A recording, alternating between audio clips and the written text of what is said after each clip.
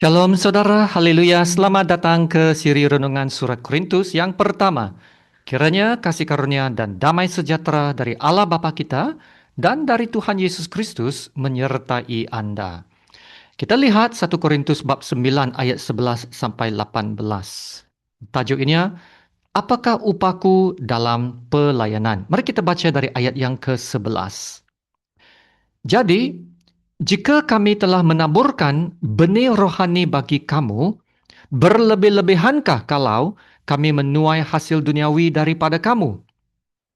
Kalau orang lain mempunyai hak untuk mengharapkan hal itu daripada kamu, bukankah kami mempunyai hak yang lebih besar? Tetapi kami tidak mempergunakan hak itu. Sebaliknya kami menanggung segala sesuatu, supaya jangan kami mengadakan rintangan bagi pemberitaan Injil Kristus. Tidak tahukah kamu bahawa mereka yang melayani dalam tempat kudus mendapat penghidupannya dari tempat kudus itu, dan bahawa mereka yang melayani mezbah mendapat bagian mereka dari mezbah itu.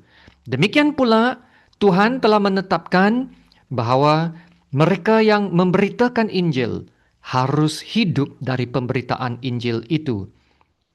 Tetapi aku tidak pernah mempergunakan satu pun dari hak-hak itu. Aku tidak menulis semuanya ini supaya aku pun diperlakukan juga demikian, sebab aku lebih suka mati daripada sungguh kemegahanku tidak dapat ditiadakan siapapun juga. Kerana jika aku memberitakan Injil, aku tidak mempunyai alasan untuk memegahkan diri. Sebab itu adalah keharusan bagiku. Celakalah aku jika aku tidak memberitakan Injil. Kalau andai kata aku melakukannya menurut kehendakku sendiri, memang aku berhak menerima upah. Tetapi karena aku melakukannya bukan menurut kehendakku sendiri, pemberitaan itu adalah tugas penyelenggaran yang ditanggungkan kepadaku. Kalau demikian, apakah upahku? Upahku ialah ini, bahawa aku boleh memberitakan Injil tanpa upah dan bahawa aku tidak mempergunakan hakku sebagai pemberita Injil. Demikianlah firman Tuhan. Ya, saudara, Paulus telah melayan jemaat Korintus. Dialah yang telah melahirkan jemaat Korintus. Maka tidak patutkah kau Paulus mendapat upah daripada mereka? Jika jemaat itu memberi kepada pelayan-pelayan yang lain atau orang lain meminta hak mereka, tidakkah Paulus lebih berhak mendapat bagiannya? Namun, Paulus tidak memperjuangkan haknya. Sebaliknya, dia lebih rela menanggung segala-galanya supaya tidak tergendala penyebaran Injil tentang Kristus. Dalam ayat 12, Paulus berkata, kami menanggung segala sesuatu supaya jangan kami mengadakan rintangan bagi pemberitaan Injil Kristus. Paulus tidak tunggu sponsor atau ahli majelis gereja bermesyuarat untuk menetapkan gajinya. Barulah dia mula kerja. Sama ada sponsor atau tidak, dia tidak melengah-lengahkan tanggungjawabnya. Dia bergiat saja dalam pelayanan. Begitu juga dalam ayat yang ke-15. Berkata di sini, tetapi aku tidak pernah menggunakan satu pun dari hak-hak itu. Ya saudara, Paulus sanggup melepaskan segala haknya. Kalau haknya itulah yang dia megahkan dan pertahankan, dia sanggup lepaskan hak kemegahannya. Itulah yang dia maksudkan. Biarlah aku mati daripada kehilangan apa yang ku megahkan. Dalam ayat 16, Paulus berkata, kerana jika aku memberitakan Injil, aku tidak mempunyai alasan untuk memegahkan diri. Sebab itu adalah keharusan bagiku. Celakalah aku jika aku tidak memberitakan Injil. Wow. Saudara, perjuangan Paulus bukan mempertahankan haknya. Perjuangan Paulus dalam memberitakan Injil. Karena kata Paulus, itu adalah keharusan bagiku. Itulah kewajibannya. Dia harus melakukannya.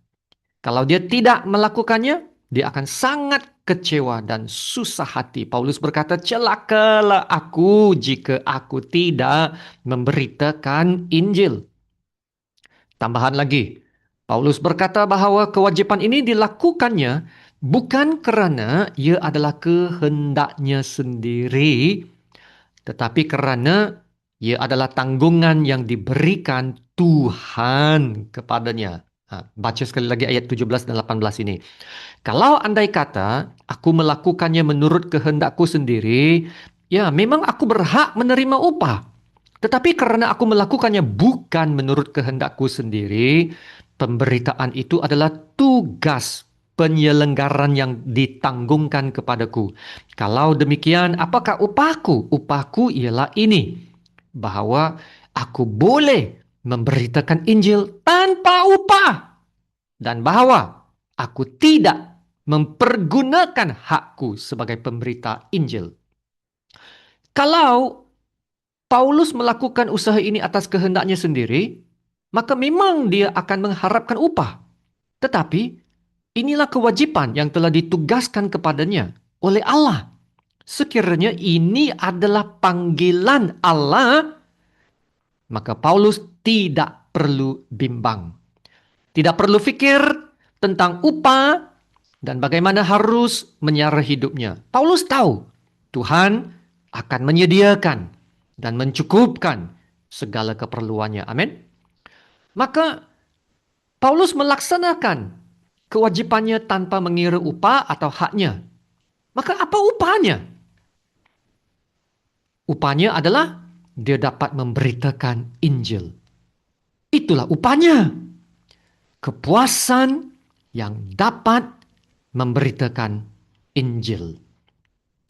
Jadi, Paulus tidak terfikir akan haknya. Dia rela melepaskan hak itu supaya pemberitaan Injil kebenaran tidak terhalang. Dia mendapat dorongan yang sangat kuat, ya, under compulsion untuk melakukan itu. Maka dia akan melaksanakannya tanpa begitu mengira. Saudara, keuangan tidak seharusnya menjadi isu utama dalam pelayanan. Janganlah karena keuangan pekerjaan Tuhan terhalang. Sekiranya keuangan adalah isunya, keuangan telah menjadi batu sandungan. Saudara, Tuhan yang memanggil, Tuhan yang akan menyediakannya. Amin. Kasih karunia Tuhan Yesus menyertai Anda. Mari kita berdoa. Bapa kami yang di surga, Allah yang maha tinggi, yang layak disembah dan dipuji. Terima kasih Bapa untuk firman-Mu.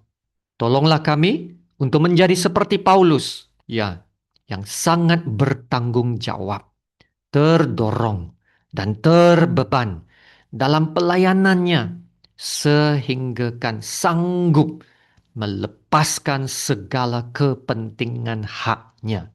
Ya Bapak, sedarkanlah kami sekali lagi. Inilah panggilan Allah bagi kami semua untuk menyangkal diri, memikul salib, dan mengikut Yesus. Firman-Mu juga mengatakan, barang siapa mempertahankan nyawanya, ia akan kehilangan nyawanya. Dan barang siapa kehilangan nyawanya karena aku, ia akan memperolehnya. Ya Bapak, tolong kami untuk dapat memenuhi panggilan ini, supaya kami menjadi pengikut Yesus yang sejati. Haleluya. Terima kasih Bapak. Dalam nama Tuhan Yesus yang termulia, kami berdoa dan ucap syukur. Amin.